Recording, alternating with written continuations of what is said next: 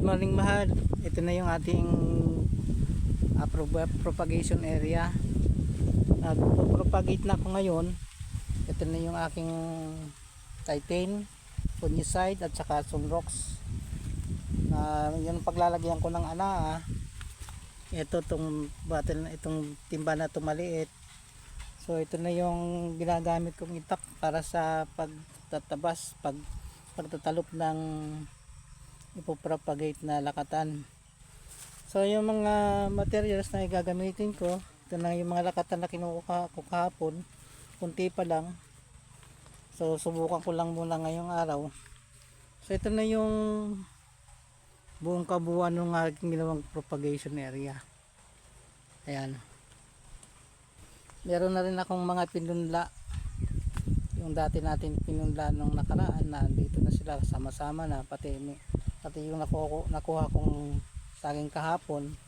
Eto na, may dinagdag ako dyan na mga pinunla. So sana magsitubo lahat yan. Yung parting yun, yan, may mga langka yan, nilagay ko ng langka. Tapos yung mga malalaking saging nilagay ko dito. Yan. Bali, subukan ko munang tubuin yung kanyang mga saker.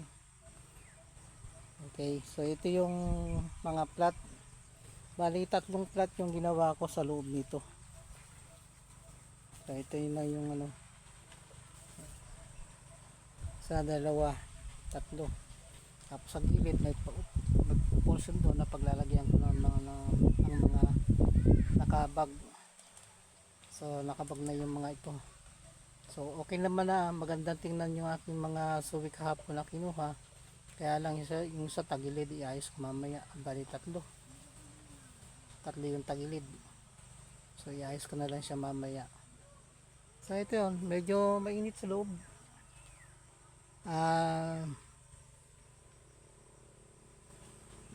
Ewan ko, gawa siguro itong plastic tapos hindi pa nahanginan, kaya parang mainit sa loob.